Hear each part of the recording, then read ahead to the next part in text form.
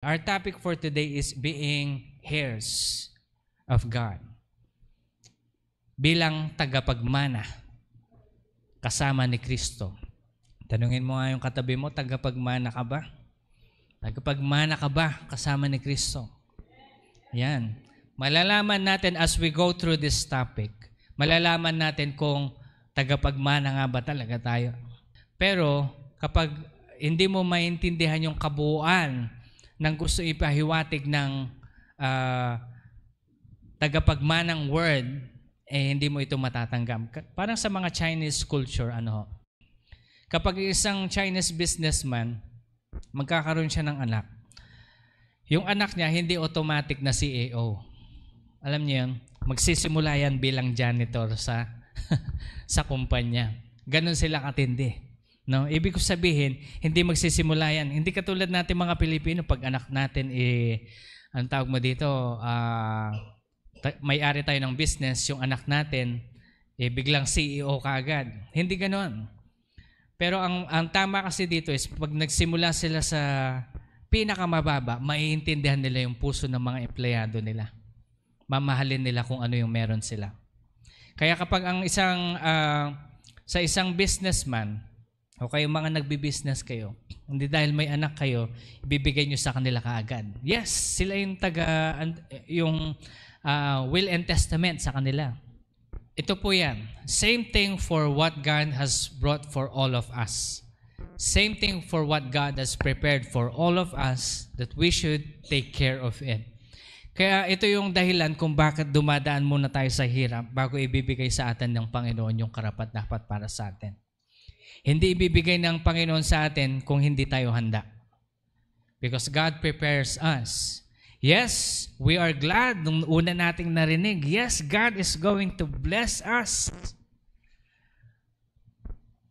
At hindi natin alam na kailangan pala nating dumaan sa naglalagablab na apoy bago niya ibigay sa atin. Pastor, bakit kaya ganon? Intindihin ho natin Basahin natin sa Romans chapter 8, verse 12. Magsisimula tayo sa verse 12 and we're going to go onwards. Concentrate muna tayo sa Romans kasi itong mga passages na ito ay kahit napakakonti, pero malaman kapag iintindihin natin mabuti. Start tayo sa verse 12. Sabi niya dito, "Therefore, dear brothers and sisters, you have no obligation to do what your sinful natures urges you to do. For if you live by its dictates, you will die. My brothers and my sisters, you have no obligation." When we think about these urges in our physical desires, are we a slave of our own sin? Ibig ko sabihin, slave, ikaw ay parang sunod-sunuran na lang sa kagustuhan ng laman mo. When we talk about laman, hindi lang about sexual desire. When we talk about laman, but in the things that you eat, in the things that you do, yung parang kapag hindi mo ginawa, parang may nagsasabi sa yung, gawin mo na kasi. O kaya pag sa pagkain, kapag hindi mo nakain yung gusto mo, nagwawala ka. Nakamit na ho ba kayo ng mga taong ganon? Yan. Ibig sabihin nito, there are actually urges in our physical body, in this physical world, na kung saan kapag ikaw ay sumusunod, you are a slave over that sinful nature. Sino ba talaga ang nagmamay-ari sa'yo? Ikaw o yung urges mo? Ang question kasi dito, sino ba talaga yung totoong ikaw? Ang totoong ikaw ay ginawa sa hubog ng halintulad ng Panginoon. You are holy, you are powerful. There is greatness in you. And the treasure that you are looking for in your life actually resides inside of you. Hindi natin ito makikita sa ibang tao na kailangan natin makikonnect sa mga may impluwensyang tao bago tayo ay iaangat ng Panginoon. Hindi ganun yun. Because God wants you to discover the things inside of you first. as you continue not to be a slave over sin, sinful nature. Merong iba sa atin na kapag nagalit, parang napapamura. Okay pa yun kasi nagalit ka.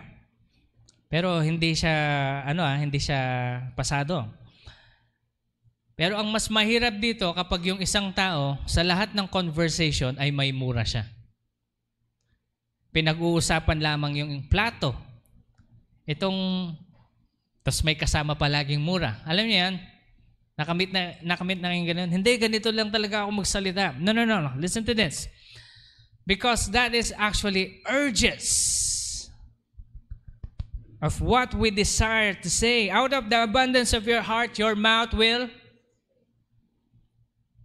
So lahat ng namumutawi sa loob ng puso mo, lahat ng nakalagay sa puso mo, lalabas yan sa iyong bibig. Lagi ko po sinasabi sa inyo yan. Kaya kapag mura ang palagi nating namumutawi sa ating bibig, yun yung nasa puso mo. Pastor, paano palitan? Palitan mo ng salita ng Panginoon. Magbasa ka palagi ng salita ng Panginoon. Ang ano kasi dito is, kung ano yung madalas mong meditate, kung ano yung madalas mong pinapanood, kung ano yung madalas mong pinagtutuunan ng pansin sa araw-araw mong pamumuhay, yun ang mananatili sa loob ng puso't isipan mo. At yun ang lalabas sa iyong bibig. Kaya ito ang kailangan natin maintindihan. We are not obligated to surrender over our sinful nature. Sa mga naninigarilyo, meron silang urges to smoke after eating. Alam niyo ba, one time, this was long time ago, I remember God spoke to me, "Son," sabi niya, "subukan mo kaya maglagay ng totoong wine sa communion." I think I asked Mama, bili tayo ng yung medyo mataas-taas yung alcohol level. Ewan ko, sabi ni Lord parang, sige, gawin natin. Then, nung communion na, sabi ng Panginoon sa akin, I want you to take a look at the faces of the people. Then after, let us drink and remember the Lord Jesus Christ. Pagkainom lang gano'n, makikita mo yung mga mata ng tumador. Biglang may spark. Lahat sila nagtigil na ba?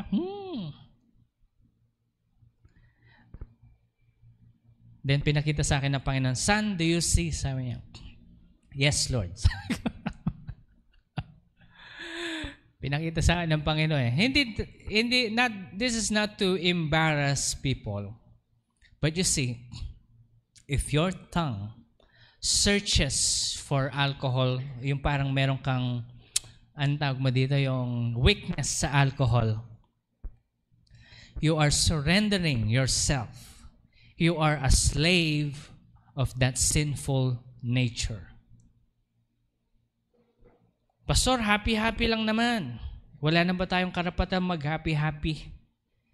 It's okay to party. Okay lang naman. Pero, kapag excessive na, pag rowdy na tayo, pag hindi na makabulahan, alam nyo, isa sa mga traumatic experience ko siguro kapag, maalala ko pag lasing yung uncle ko. Lahat kami, lola ko, kasi sila mama wala sa bahay. Si pastor nagtatrabaho. Paglasing yung uncle ko, tatago na kami ni mami, lola ko sa kwarto. Huwag kayo lalabas yan. Tataka ako ng batong, ba't kami tinatago? Parang ganito. Parang, ano bang gagawin nito? Yung uncle ko nagwawala kapag lasing. Espiritu kasi yun Espiritu, ibig sabihin, lalo na kapag may weakness, may mga ganun tao na kung saan kapag nakatikim sila ng ang bait-bait nila sa normal na buhay, pero kapag nakatikim sila ng alcohol, nagiging demonyo, as in demonyo talaga, nananakit. Ang problema dito sa uncle ko na to, ano pa siya? Combatant. Ibig sabihin, magaling sa martial arts. Kahit nalasing yun, parang drunken master yun. Totoo, hindi ako nagbibiro. Alam niyo po, if we fall into that kind of slavery, we do not own ourselves. We do not own our lives.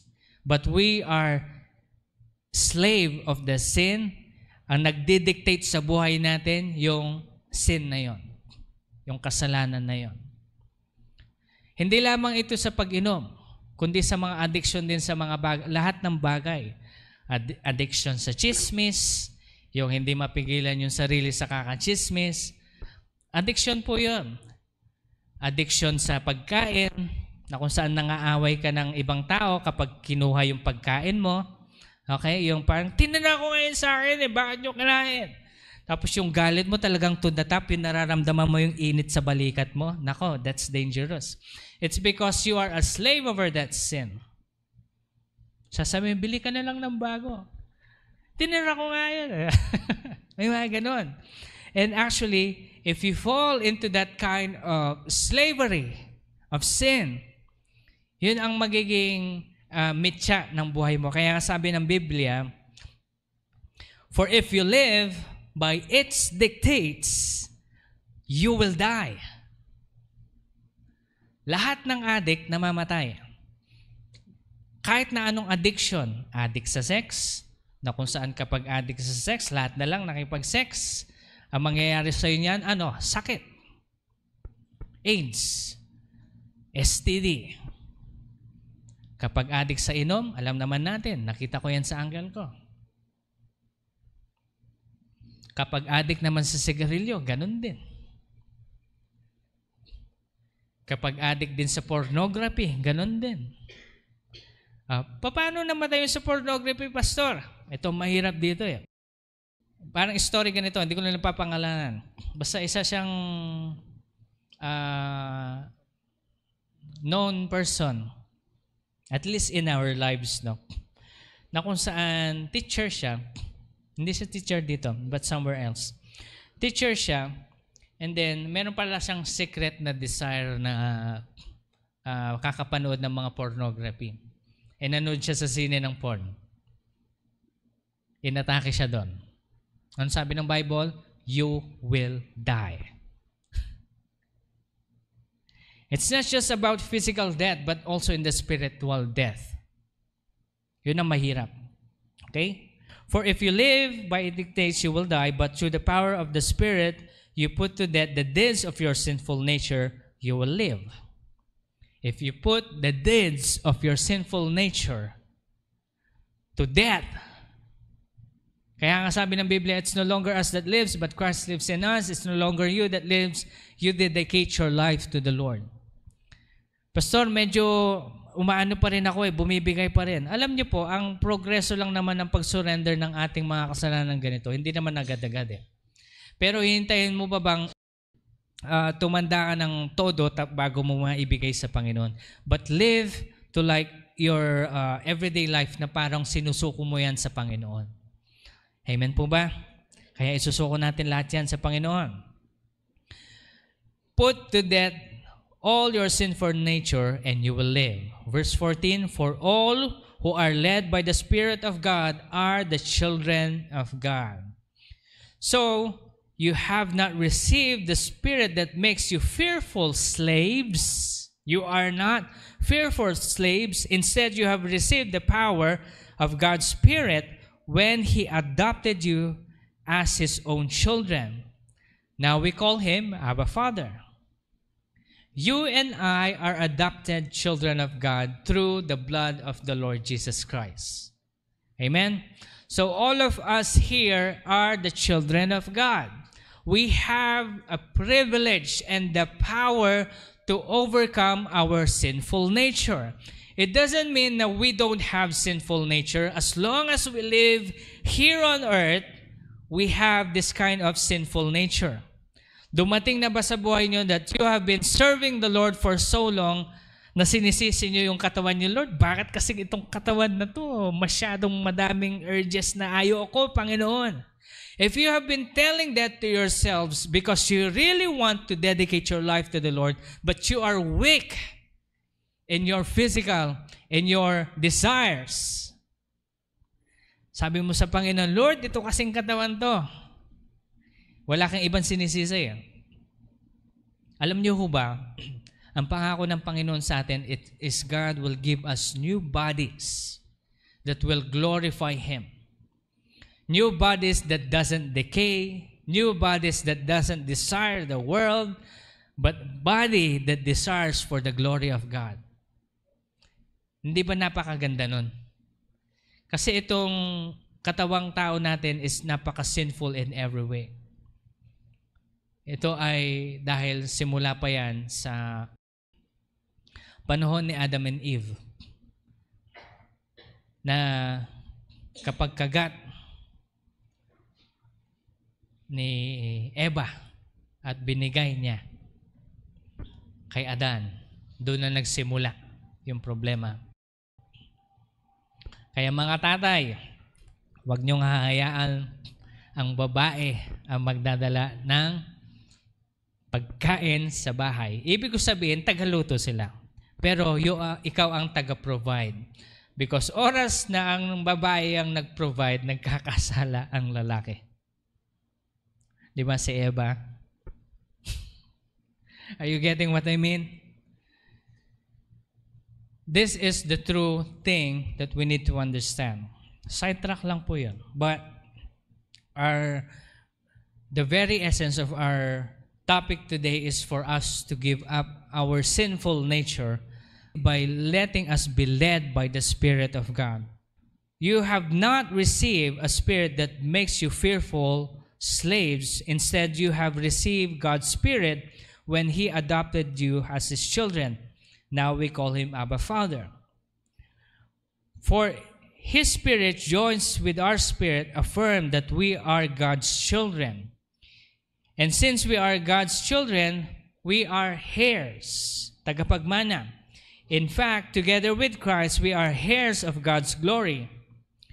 But if we are to share His glory, we must also share His sufferings. Everyone wants to be in that glorious part na kung saan we are glorified, we receive the blessing, we receive God's glory. When we receive all of these things, actually it manifests in the physical. But because whatever happens to you in the spirit realms will also flow into your physical realm. Okay? God says we are heirs of the kingdom of God. Parang kasama natin si Jesucristo na magmamana. Okay? Kaya sabihin mo sa katabi mo, tagapagmana ka. Tagapagmana ka. Ang bawat isa sa atin ay tagapagmana. Pero, malalaman mong totoo kang tagapagmana kung gusto mo ding daanan yung suffering na sinasabi ng Panginoon. Hindi lang tagapagmana and that's it, we live happily ever after. No. But if we are going to share His glory, we must also share His sufferings. And what are the things that we are suffering? We are supposed to suffer for in this life. Do you know that every anointing requires payments of suffering? Every anointing requires a payment of suffering for us to receive that anointing. The anointing actually gives us the power to do God's will. Ang pagiging pastor, may anointing yan. May anointing na magfo-flow bago ka makapag-speak ng publicly na hindi ka natatakot. Sa mga hindi po nakakilala sa akin, mahiyain ako. Kaya nga nung nakita ko ako nung isa sa mga kaklase ko na nagpe-preach na ganito, ikaw ba yan? Ikaw ba yan? Pag gumagawa kasi kami ng assignment, since meron kaming computer sa bahay around 2000, early 2000, so ako yung taga-type and everything, sila yung taga-report. Parang ganun, no? I hate speaking publicly. But when the Spirit of God started to flow on me, the anointing flow, hindi na ako mahiyain. Makapal na yung mukha ko. For some reason. Okay? Because this is the power of the Lord. And there are certain things that I need to pay for in order for me to be in this kind of level of preaching. I'm not saying I'm very good, but the Spirit of God in me is powerful. Okay, makinig kayo mabuti. Yung anointing na yon, it's actually will dig deep inside you to get the treasure that you are looking for.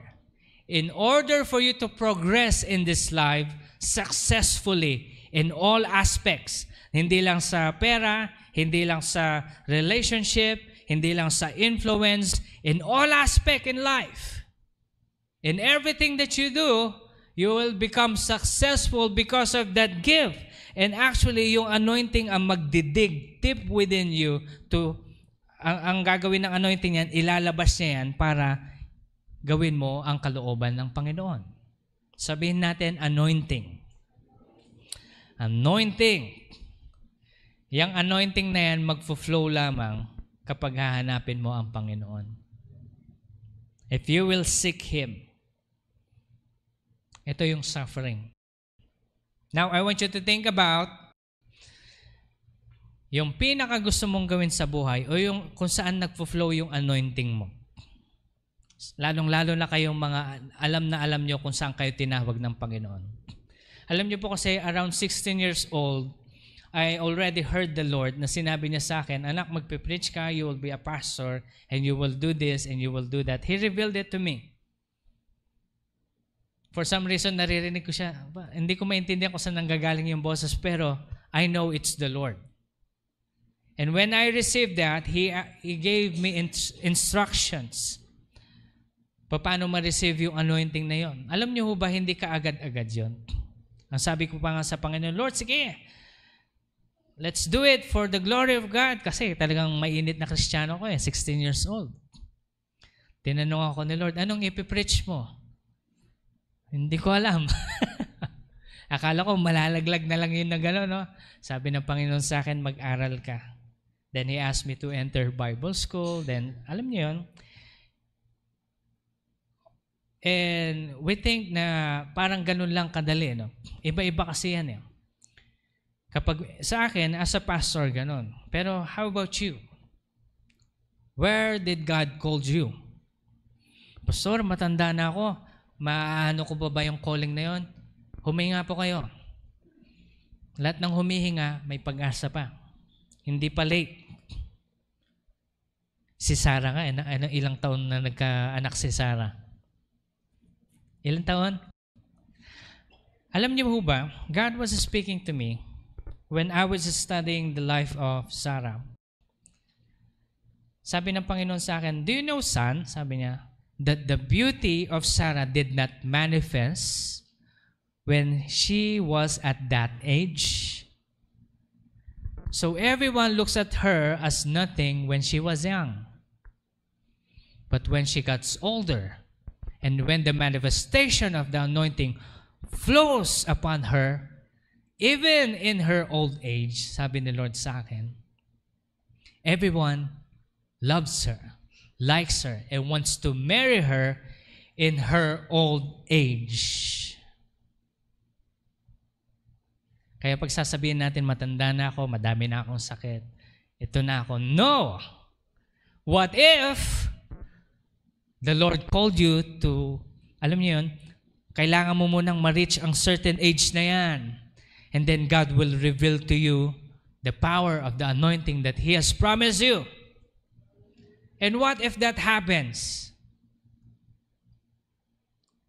Kaya huwag kayong madidismaya, matanda na ako, madami na ako sakit. No! Because your physical facts doesn't affect God's facts. If God says so, it will happen. Pag sinabi ng Panginoon na maganda ka, and you will do a lot of things, you are healthy, you are strong, then it will come to pass. Only if you believe.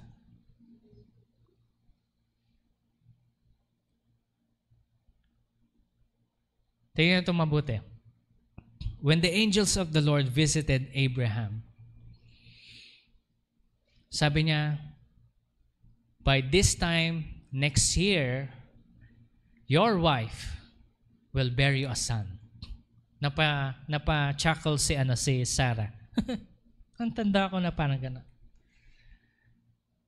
Alam nyo, yung voice ng angel na pagkasabi niya, did your wife laugh? Na parang na-offend siya na baka tumawa. That is the fact that comes from God. Why are you laughing over God's facts? Tapos parang natakot si Sarah, hindi ako tumawa. But because of that, eventually Sarah received the fullness of God's glory, and it manifested over her body. When God says something about you, when God says, this is you, according to His Word, then it will manifest. Ito yung surrendering ng ating sarili na hindi na tayo ang nabubuhay. Hindi na yung kagustuhan natin, hindi na yung desire natin, that as we live in this life, we give up our desire for God's Word. We give up what we like for God's glory. And eventually, marirealize naman natin kung ano yung talagang gusto natin. Parang ganito, bago ako nag-aral ng Bible sa Bible School, nagsimula po ako as musician. Music talagang tinutukan ko. And then while I was in the music, studying music, meron akong desire within me na gusto kong sumikat. Gusto kong sumikat na ganitong artist, ganito, ganyan. Kasi napagtanto ko bilang isang musician, dalawa lang ang pupuntahan mo. It's either magiging teacher ka o magiging sikat ka para kumita ka dito sa buhay na to. Dalawa lang. Kaya sabi ng teacher ko, Al, anong gusto mo? Gusto kong sumikat, sir. Sabi ko, sige, sabi niya, tutulungan kita. And itong professor ko na to, prophetic din siya. Lumapit siya sa akin nung minsan ganyan. Alam mo, pinag-pray kita sa akin. Talaga, sir. Ano sabi ni Lord sa iyo, sir? Sabi, magpapastor ka daw, hindi ka daw sisikat. Ay, hindi siguro, sir. Kasi itsura ko noon, long hair ako, talagang ready to be, Yun yung desire ko. And then actually, binigay naman ni Lord God gave me opportunities to be at that level. Madami akong na-meet ng mga kilalang artists bago sila sumikat ngayon. At alam niyo po nangyari noon, habang nandun ako tumutugtog kasama nila, parang, is this going to be my life? Sabi ko sa sarili ko na yung trabaho nyo is gabi and you have to keep on promoting yourself para sumikat. Then malaki yung kita. Lalo na kapag pasikat ka na. Kasi yung kakilala ko talagang pasikat na sila. Pero tuloy-tuloy dapat yun. Tapos napagtanto ko sa sarili ko, ayoko to. Ayoko yung buhay na ganito, sabi ko. And then, paano yung tulog, yung life, sikat ka nga and everything. But sabi ko, hindi ko gusto ito. And that's the time that God spoke to me, son, follow me. And I will teach you.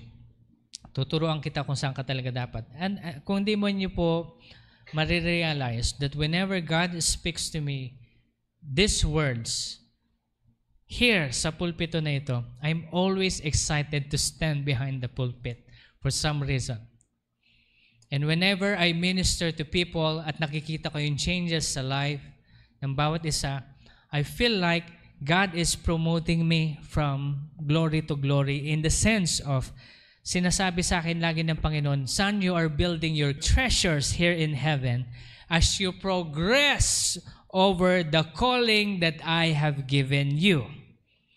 And you are doing great, sabi ni Lord. There was even a time that I asked the Lord, sabi ko, Lord, is this it? Ito na ba yung, ito na ba yung gusto mong gawin ko habang buhay hanggang sa dumating ka?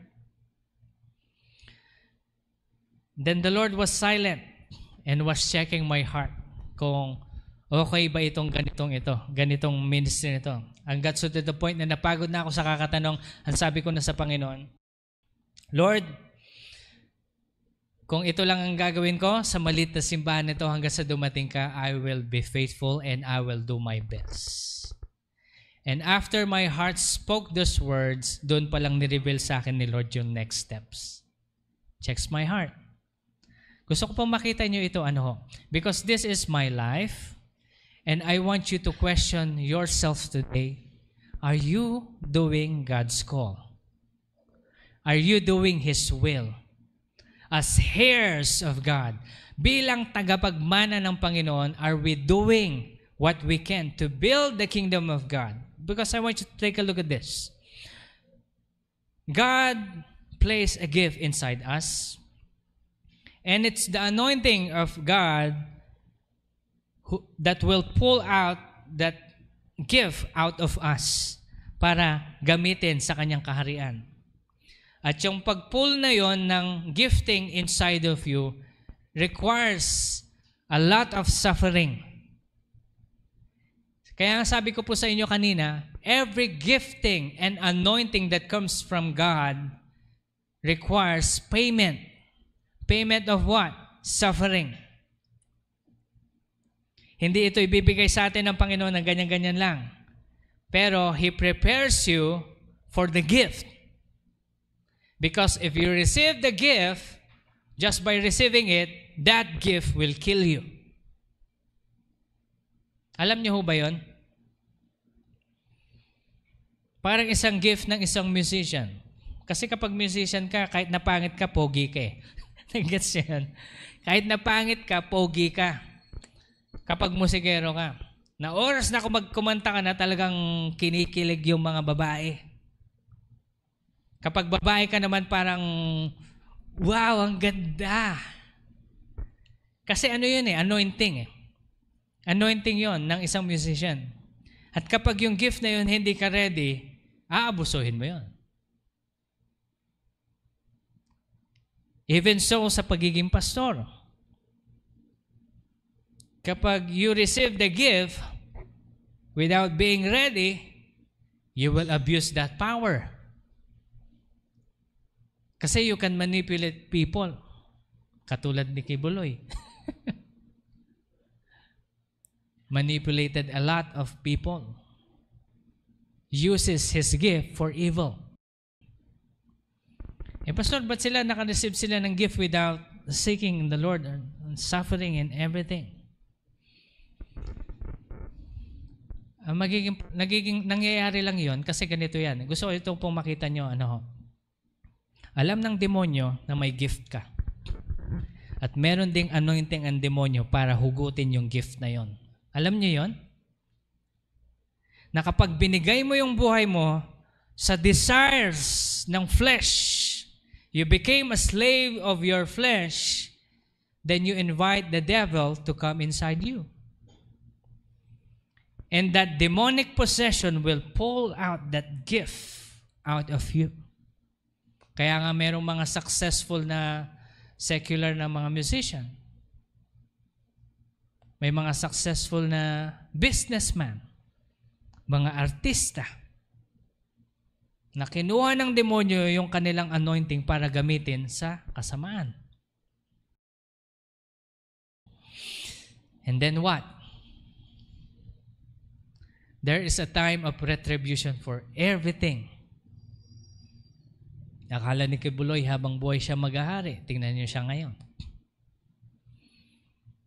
Akala ng mga ibang politician na they could hold everything because they have the power. But there is always a time of retribution. Because God sees it and He will not let it go unpunished. Yan ay nakasulat sa Biblia. So when God places an anointing in you, let the Spirit of the Lord pull it out of you by surrendering your life to the Lord. Amen? Ibibigay natin yung buhay natin sa Panginoon. Ngayon, gusto ko pong isipin nyo yung anointing na binigay sa inyo ng Panginoon, kung saan kayo tinawag ng Panginoon. Saan kayo, kung ano ba yung dapat yung gawin para sa kaharian ng Panginoon. Because the greatest thing in this world, while you are living here on earth, is to do the will of God. Build His kingdom by using the anointing that God has placed in you. By using the gift that God has placed in you. Ito yung gusto ng Panginoon, na mahubog tayo sa Kanyang halintulad at ang banal na Espiritu ang huhugot ng gifting na yon so that we could use it. Ang question kasi ngayon, are you already in the process of receiving that gift? Are you already suffering for that gift?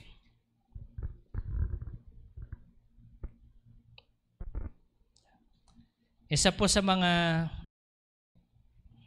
promise ng Panginoon kay Sister Lorena, that when she places her hand upon the sick,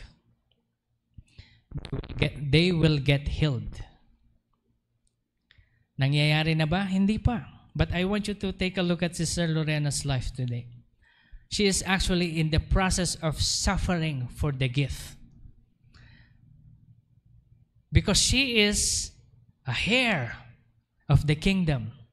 We are heirs of God's glory.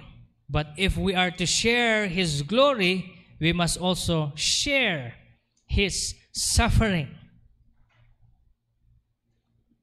Sinong pinangakuan sa inyo ng Panginoon na someday that you are going to be rich and going to be blessing the people of God?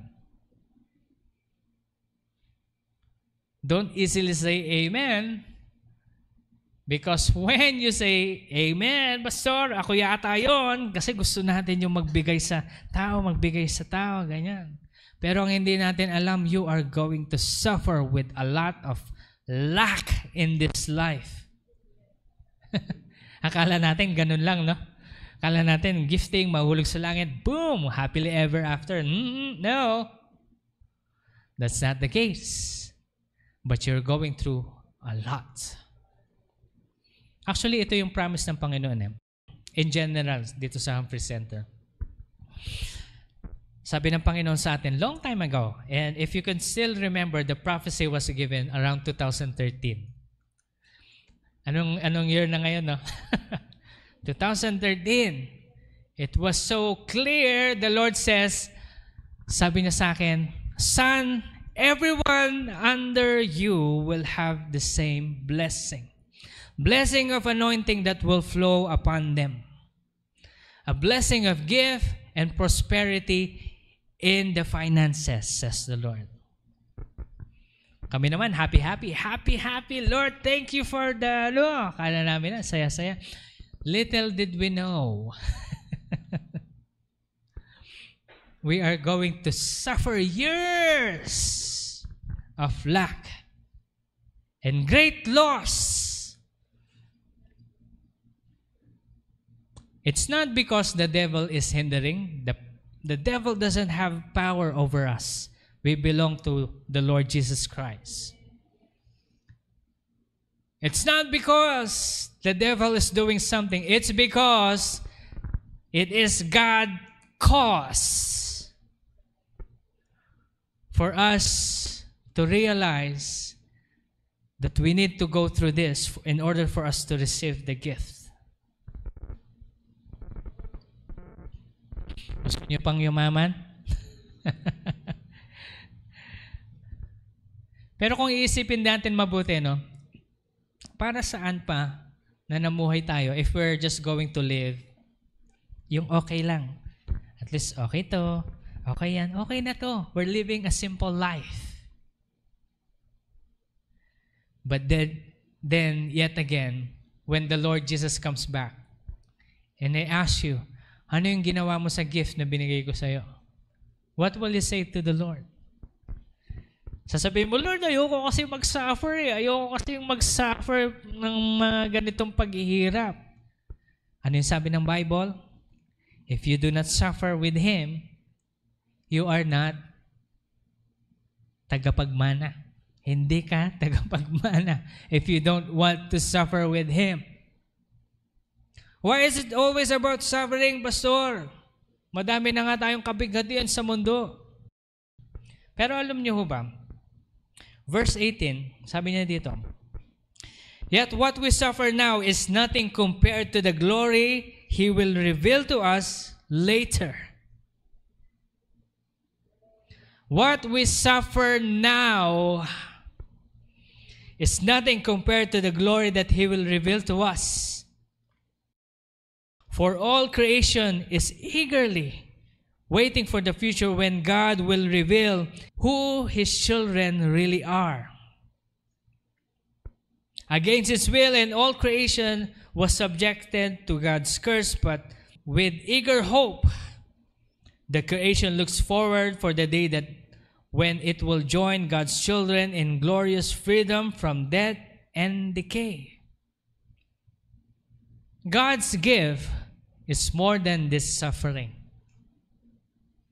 Kaya hindi dapat tayo nagugulumihan o hindi dapat tayo masyadong sabihin na natin yung parang nalulugmok sa mga kapaghatian nitong buhay na ito. Dahil sa oras na ikaw ay namimighati para lang mahukay yung anointing, yung gifting na nasa loob mo. At lumabas yan at magamit mo para sa Panginoon.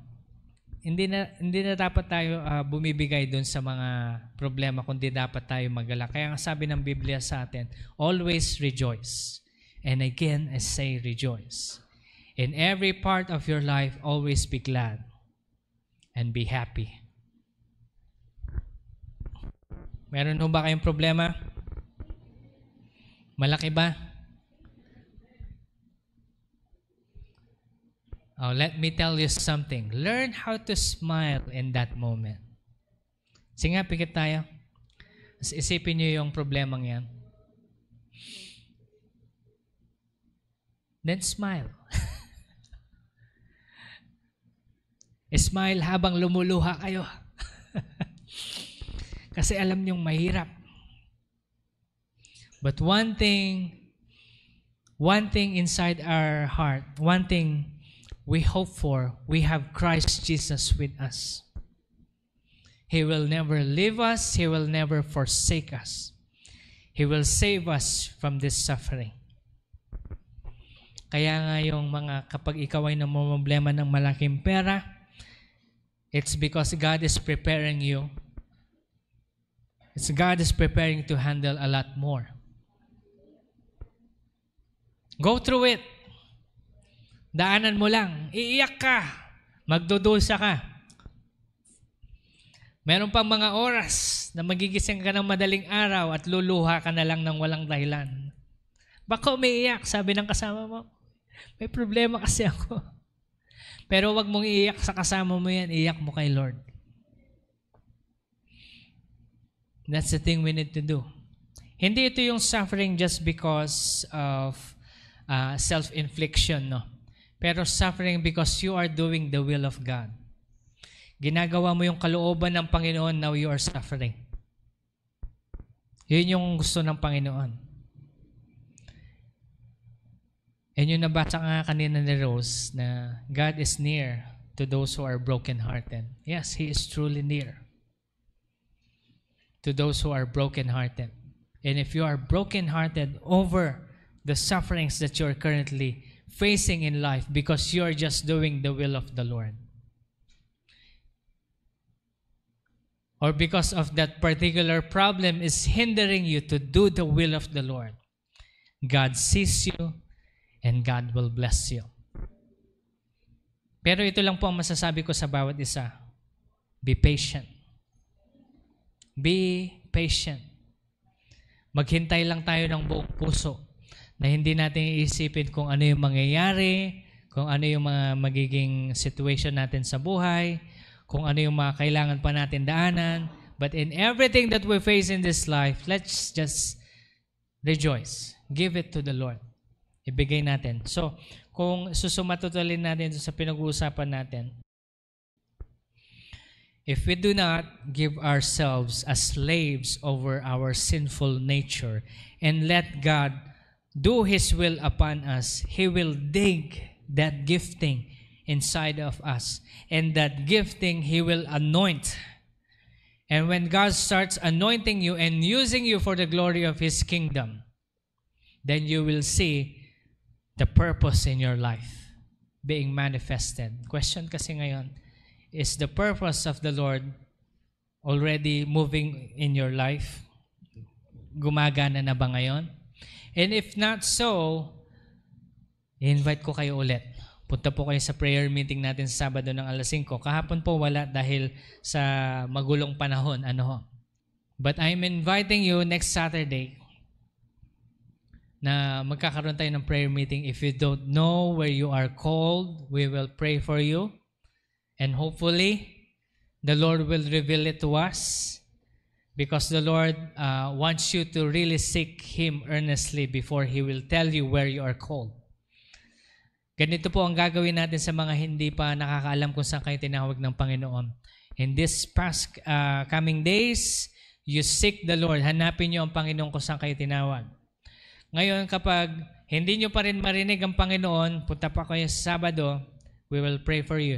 And if you hear where you are called, kung saan kayo tinawag ng Panginoon, ngayon pa lang sasabihin ko na sa inyo, pag narinig nyo, gawin ninyo. Dahil pag hindi nyo ginawa, you will be accountable.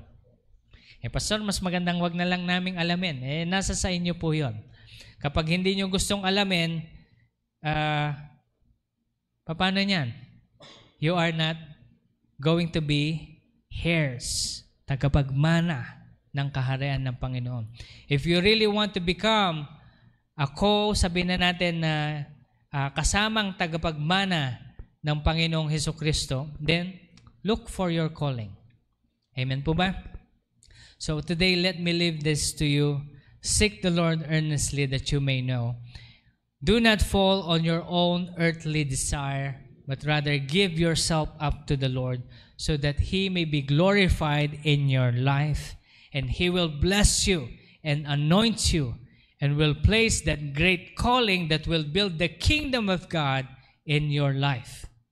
And you will say to the Lord, Lord, I have done what you wanted me to do. And the Lord will tell you, kapag dating natin sa langit, well done, great and faithful servant. Let's all stand in the presence of God. Hallelujah. The Lord is good. Amen. Let's all bow down. Let's pray to the Lord. Lord, we're giving our lives to you. Everything that we are, all that we can be. Ito, Panginoon, sinusurrender na namin ang aming buhay. Lord, kaya nga lahat ng aming desire, itong mga makamundong desire na ito, Lord God, we're living it at the cross of Calvary. It's all yours, O God. We are not going to live for ourselves, but we're going to live for you. And for those who are living for the Lord and doing the will of God, the Lord is telling you, be patient. For there will be a time that I will place you at the right time to where I have called you, especially if your calling requires a lot of suffering. The Lord is saying, be patient and rejoice always. Be glad and seek the Lord with all of your heart. Today, God, we just want to thank you for everything. May you bless our going in and going out. That as we listen to your word continually in our lives, we will grow in the likeness of you. Marami po salamat, Lord, sa lahat ng iyong biyaya. Kami po inyong pagpalain. At Lord, binabalik namin po sa inyo lahat ng kapurihan, pasalamat sa pangalan ni Jesus. Amen and amen. God bless you all po. Magandang umaga po sa bawat isa.